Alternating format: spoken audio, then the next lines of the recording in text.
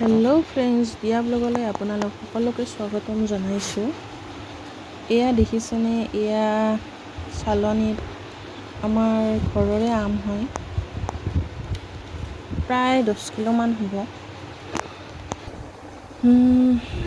এইজনী মই প্ৰথমবাৰৰ বাবে ভাবিলোঁ আমৰ আচাৰকে বনাওঁ। তাৰ কাৰণে আমবোৰ এনেকৈ মই কাটি 3টা বাউলত এনেকৈ ষ্টিলৰ বাউলত গোটেই ৰাতিটো নিমখ দি ৰাখি থৈ দিলোঁ।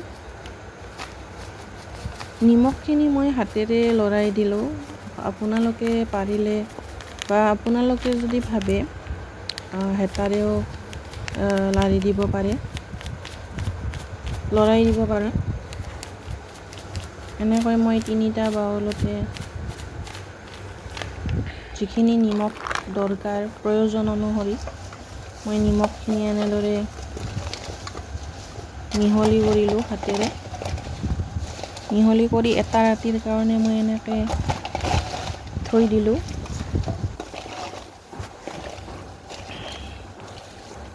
প্ৰথমবাৰৰ কাৰণে বনাইছোঁ দেই, আগতে মই কেতিয়াও আমৰ আচাৰ বনাই পোৱা নাই।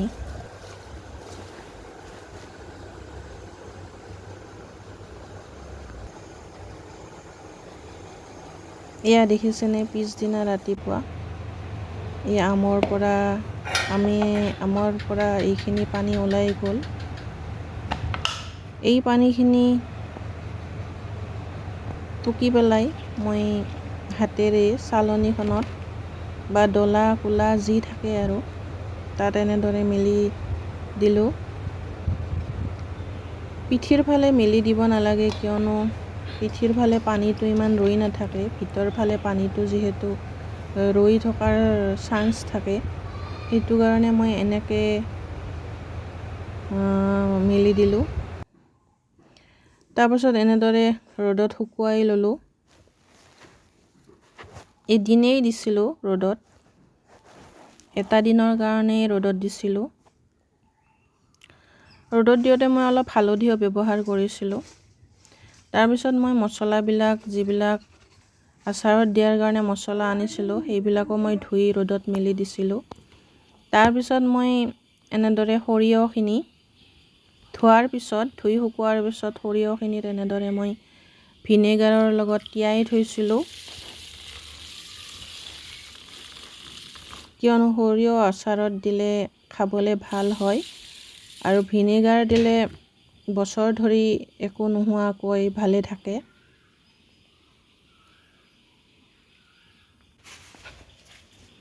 ইয়াৰ পিছত মই যিখিনি শুকাইছিলোঁ আম ৰ'দত দি, সেইখিনি মই এইটো বাউলত গোটেইখিনি লৈ ল'লোঁ।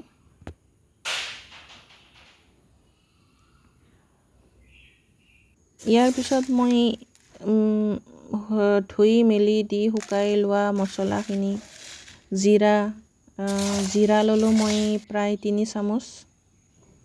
তাৰপিছত মই জনি গুটি ল'লোঁ প্ৰায় 2.5 চামুচ। তাৰপিছত মই ধনিয়া গুটি ল'লোঁ 3 চামুচ। তাৰপিছত মই মিঠি বেছিকৈ দিয়া নাই, কাৰণ মিঠি বেছিকৈ দিলে তিতা হোৱাৰ চান্স থাকে।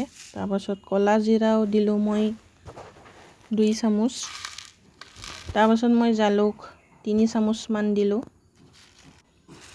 তাৰপাছত মই তেজপাত কেইখিলামান আৰু শুকান জলকীয়া কেইটামান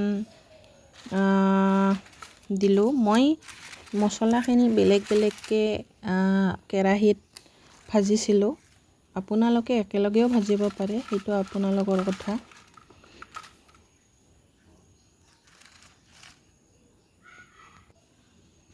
কেইটামান মই লঙো দিছিলোঁ। তাৰপিছত চব 3 চামুচমান দিছিলোঁ। প্ৰায় এনেদৰে মছলাবোৰ এটা এটাকৈ ভাজি মই এটা ষ্টিলৰ বাউলত এনেদৰে ৰাখিছিলোঁ।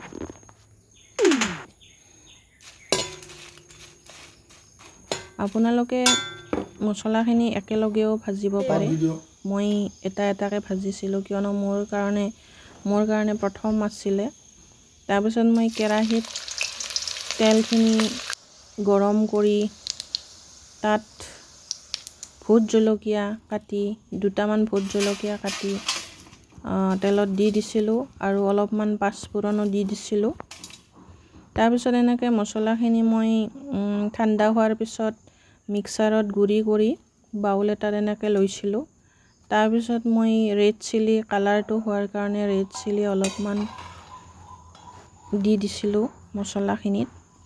তাৰপিছত এনেকৈ মই হেতাৰে ঠাণ্ডা হোৱাৰ পিছত তেলখিনি হেতাৰে এনেকৈ মছলাখিনিত দি দিছিলোঁ।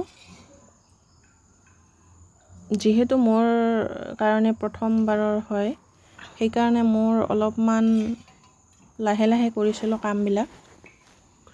তাৰপিছত এনেকৈ তেলখিনি মই দি মিক্স কৰি লৈছিলোঁ।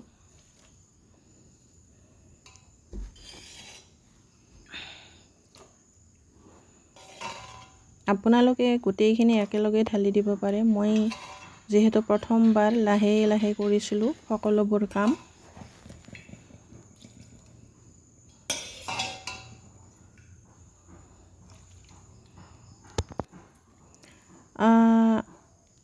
প্ৰয়োজন অনুসৰি নিমখ আৰু হালধি মই ব্যৱহাৰ কৰিছিলোঁ। আৰু যিহেতু নিমখ মই কাটোতেও ব্যৱহাৰ কৰিছিলোঁ। তাৰপিছত মই মছলাখিনি মিক্স কৰি যিখিনি আম শুকাই থৈছিলোঁ সেইখিনি মই ইয়াত দি দিছিলোঁ।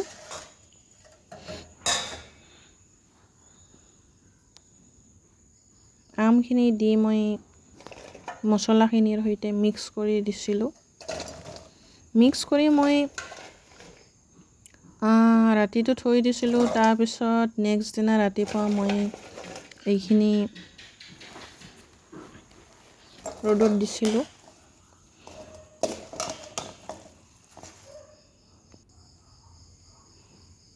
এয়া দেখিছেনে?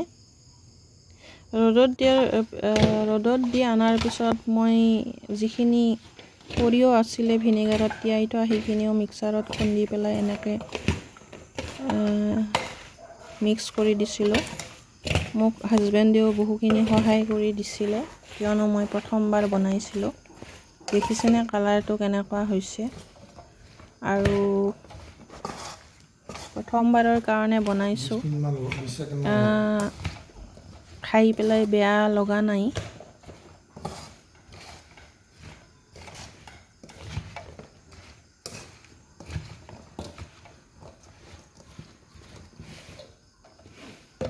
আগলৈও আৰু এনেদৰে আচাৰ বনাই ভিডিঅ' দিবলৈ চেষ্টা কৰিম। ভিডিঅ'টো যদি ভাল পাইছে আপোনালোকে লাইক, কমেণ্ট আৰু ছাবস্ক্ৰাইব কৰি দিব।